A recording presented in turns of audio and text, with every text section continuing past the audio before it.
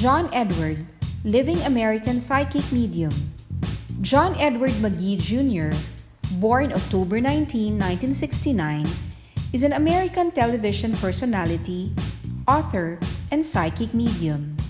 He had his own show that aired on the Sci-Fi channel beginning in July 2000 called Crossing Over with John Edward, that also aired on Living TV in the UK, where he gave psychic readings to audience members. Later, he aired on WeTV from May 2006 to late 2008 on a show called John Edward Cross Country, giving readings to audiences in public venues. He astounded audiences on his show, and for good reason. A lot of skeptics have tried to debunk his psychic ability. Something to consider, however, is he was once a skeptic too, who, when in 1985, trying to expose a local psychic, the tables were turned on him when he was told he also was blessed with psychic ability. 2 years later, he said he realized he was capable of analyzing the present, predicting the future, and communicating with people who have died. It was a discovery made more personal by his mother's death in 1989.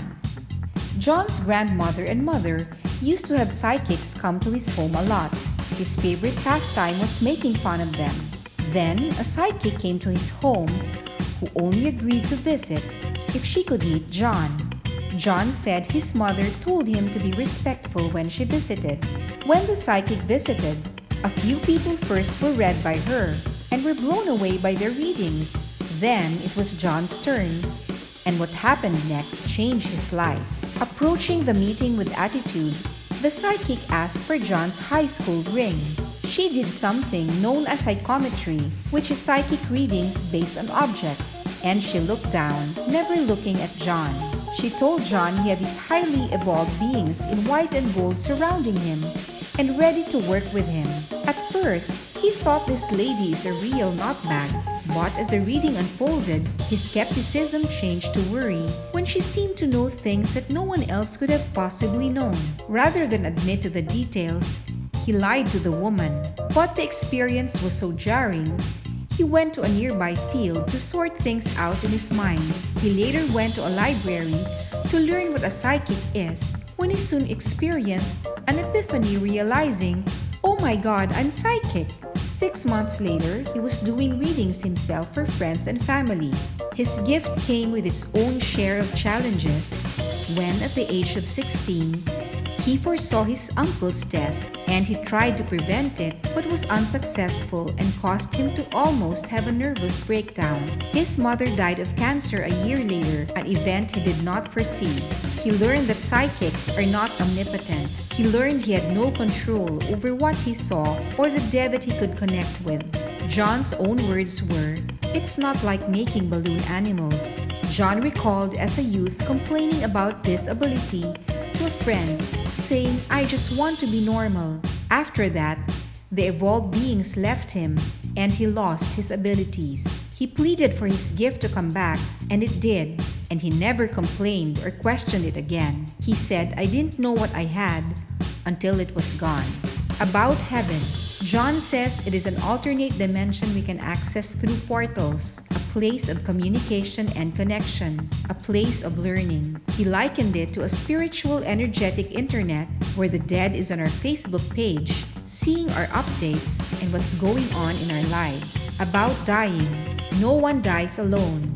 Loved ones and people who died before them help them and come to them when they are dying and help with their soul's journey. John says that we will see loved ones again, and if you're unable to say goodbye to someone before they die, write them a letter and read it out loud while looking at their picture or what you can consider as an object that represents their energy to say goodbye. About religion, religion is language that you communicate with God. There's no best language in the world. About pets, we are able to reunite with them when we pass. John said he had clients waiting for their reading who commented on seeing a dog, and John knew the dog Max, his aunt's dog, of which they spoke had already crossed over and died. About COVID-19, COVID-19 is a wake-up call to pay attention to your world. Be smart, social distance, and use common sense. And around 2022, life will return to more normalcy. He also expresses concern toward the healthcare workers and the psychological ramifications of seeing firsthand death and grief and having to compromise their personal life for their professional one. Intuition and humanity. We all have guides. We need to try to connect to the energy of the universe and pay attention and remain positive and connect to the intuitiveness we feel and focus on our humanity and our nurturing ability as we interact with others. Block the negative and the fear that ensues in the hearts of some. Say what is negative and conclude with up until now and effect change. Be willing to adapt to change. Realize your feelings as meaningful, but try to focus on the positiveness that can be gained by any given situation. Believe in humanity to handle the good and the bad, and everything will be better if you do. Protect your immune system, which is not just the physical. Stay strong mentally. You don't have to be right, but just strive to be accurate. This way, the ego is removed from the equation. Just surrender and serve.